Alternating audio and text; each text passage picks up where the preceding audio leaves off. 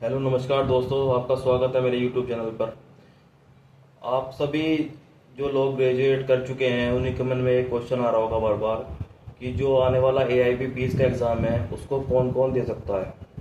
तो मैं आप लोगों को इसी बारे में जानकारी देना चाहता हूँ कि इस बार जो AIB 20 का एग्ज़ाम आने वाला है उसको कौन कौन दे सकता है।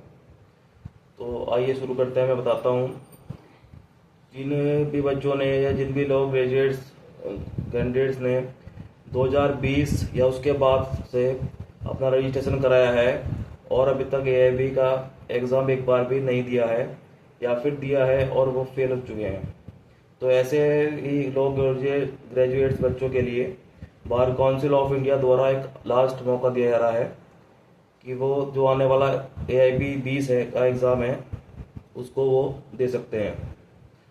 तो ये आप लोगों के लिए एक बहुत ही सुनहरा अवसर बार काउंसिल ऑफ इंडिया के द्वारा दिया जा रहा है, क्योंकि अगर आप 2020 के बाद से AIB का एग्ज़ाम नहीं दिए हैं तो रूल ये था कि आपको दोबारा से बार काउंसिल अपनी स्टेट बार काउंसिल में जो रजिस्ट्रेशन आपने करा रखा है उसको आपको दोबारा से ही कराना पड़ता है।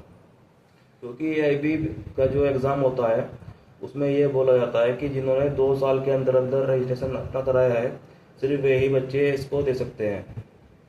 तो जिन्होंने 2020 के बाद से अभी तक AIB का एग्ज़ाम नहीं दिया है तो ऐसे बच्चों के लिए लास्ट मौका दिया जा रहा है।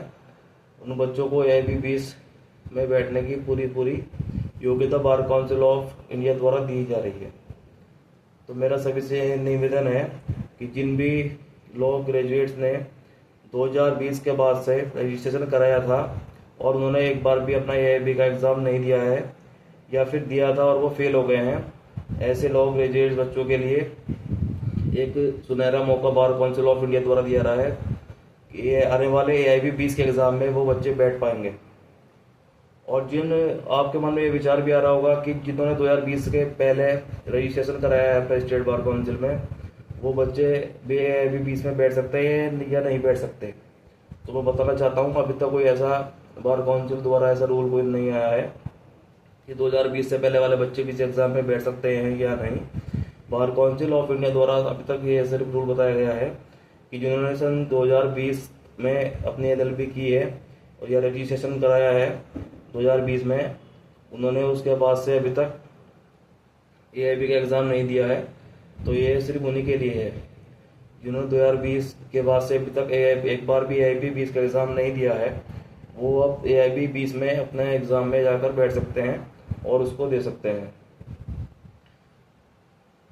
अगर आप 2020 से पहले वाले कैंडिडेट्स हैं तो उनके लिए अभी ऐसा कोई नियम जारी नहीं किया गया है। ऐसा प्रतीत होता है कि जिन्होंने 2019 या उससे पहले अपना रजिस्ट्रेशन स्टेट बार और काउंसिल में कराया था, स्टेट बार काउंसिल में रजिस्ट्रेशन कराने के बाद उन्होंने अभी तक भी AIB का एग्ज़ाम नहीं दिया है या फिर दिया था और वो फेल हो गए हैं, वो इस बार AIB 20 का एग्ज़ाम ऐसे नहीं दे पाएंगे। उनको दोबारा से अपने स्टेट बार काउंसिल में जाकर रजिस्ट्रेशन कराना होगा, तभी भी AIB 20 के एग्ज़ाम में बैठ सकते हैं। और जिन्होंने 2020 के बाद से रजिस्ट्रेशन कराया है और उन्होंने अभी तक एक बार भी AIB का एग्ज़ाम नहीं दिया है, तो ऐसे बच्चों को AIB 20 के एग्ज़ाम में बार काउंसिल ऑफ इंडिया द्वारा बैठने की अनुमति प्रदान की गई है।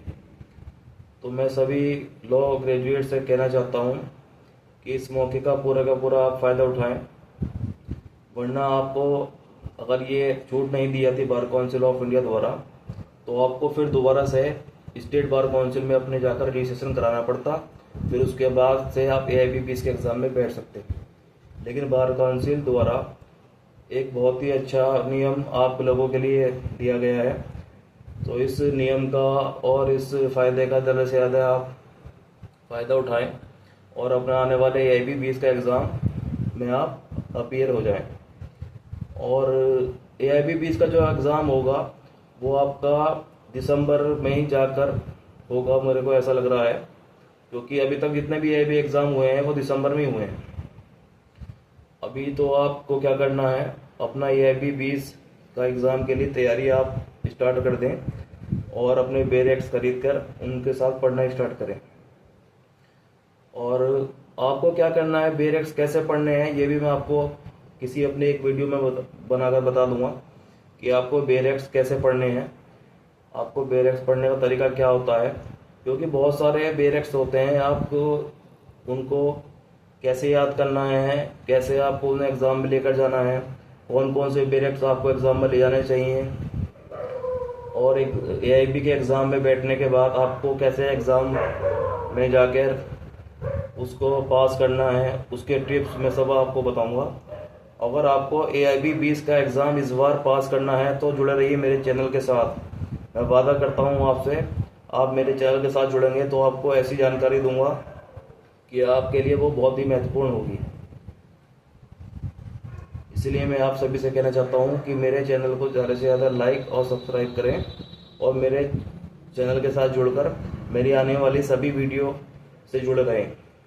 मैं आपको एआईबी पास कराकर ही मानूंगा। आपका एआईबी 20 का एग्ज़ाम इस बार आप मेरे साथ जुड़ के मेरी वीडियोस को आप देखें। आपको सारी एआईबी की अपडेट्स इसमें मिलती रहेगी कि कब एग्ज़ाम होगा, क्या बार काउंसिल ऑफ द्वारा, इंडिया द्वारा या बार काउंसिल ऑफ स्टेट द्वारा क्या नया रूल आ रहा है। मैं आप लोगों को सभी जानकारी टाइम से बताता रहूँगा।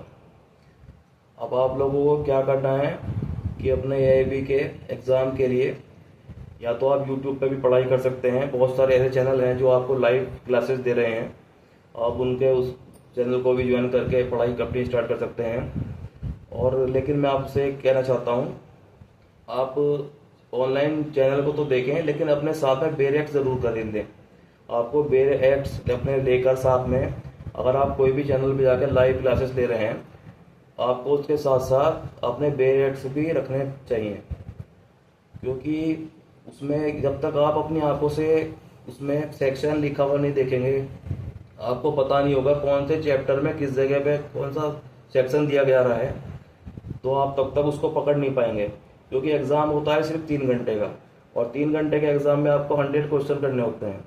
और 100 क्वेश्चन करने के लिए आपको अगर ये पता होगा कि कौन सा सेक्शन बुक्स में कहाँ पर दिया गया है, बेरेक्स में किस जगह पर वो सेक्शन दिया गया है, तो आप जल्दी से उसको ढूंढकर उसका आंसर दे पाएंगे। वरना 3 घंटे का समय आप सिर्फ बेरेक्स के पन्ने ही पलटते रह जाएंगे और सारा समय आपका निकल जाएगा। फिर आप लास्ट में जाकर बोलेंगे कि मैं तो बुक्स लेकर गया था, बेरेक्स में लेकर गया था, तभी मैं फेल हो गया।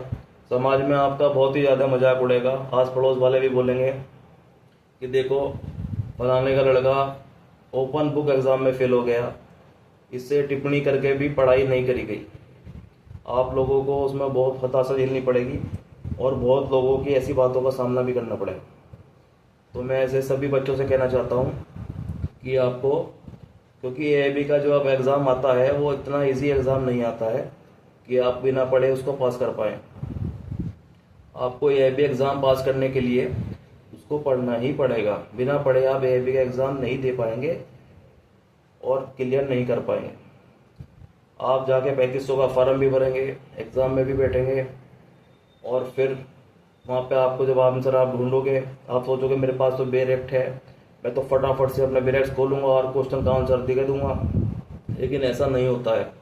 समय आपको लगता है 3 घंटा बहुत ज़्यादा है, लेकिन ये 3 घंटा आपके लिए बहुत कम पड़ जाते हैं। जब आप एग्ज़ाम हॉल में बैठते हो तो ये 3 घंटे आपके लिए बहुत ही आपको कम लगेंगे। 100 क्वेश्चन 3 घंटे में ढूंढना, उनको समझना एक बहुत ही चैलेंजिंग होता है। क्योंकि ये सब मैं आपको अपने अनुभव से बता पा रहा हूँ, क्योंकि मैं भी एक एडवोकेट हूँ, मैंने भी ये सब एग्ज़ाम दिए हैं, इसलिए मैं आपको अपना अनुभव शेयर कर रहा हूँ।